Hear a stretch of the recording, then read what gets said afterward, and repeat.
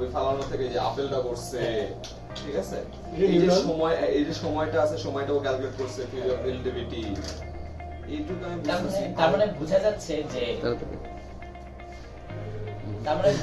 যে এটা falling bodies নিয়ে একটা কাজ হচ্ছে। তো এখন আমি দেখাই ছবিটা।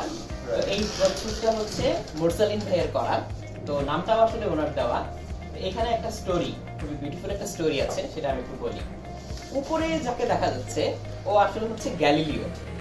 তো এই যে উপর থেকে গ্যালিলিও কি করছে, একটা আপেল ফেললো আর একটা পালক ফেললো। তো আপেলটা জোরে জোরে পড়ে, পালকটা আস্তে আস্তে পড়ে, সবাই জানে।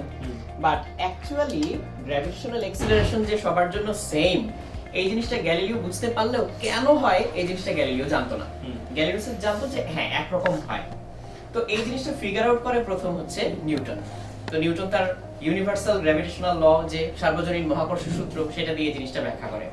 তো গ্যালিলিওর যে অসমাপ্ত কাজ সেটা শেষ করে আসলে নিউটন।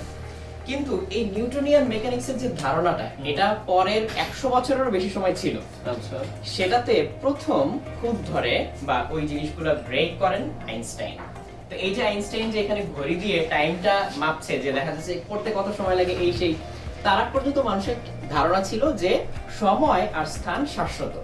আইনস্টাইন প্রথম এই ধারণাটা নিয়ে আসেন যে না, সবার জন্য স্থান আর সময় আসলে এক রেটে পাস করে না বা ফ্লো করে না। তো এই কোরিলেশনটা হচ্ছে এই তিনজনের মধ্যে। আর এই যে নামটা লম্বা করে লেখা, গেস করতে দেন তো পারলে সবাই। আচ্ছা এই যে নামটা, তাই না, এই নামটা দেখে কি মনে হচ্ছে এই নামটা এরকম লম্বা করে লেখা কেন? তো এটার পিছনে একটা স্টোরি। এটা কি হতে পারে?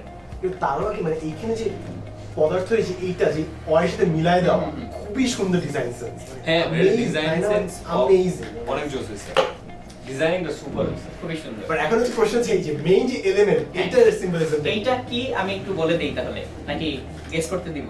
এটা পসিবল না বস। এটা হচ্ছে আসলে পিসার যে হেলানো মিনার। এটা পসিবল ছিল, না, এটা গ্যালিলিও। আমি বলতে গেছিলাম, আমি তো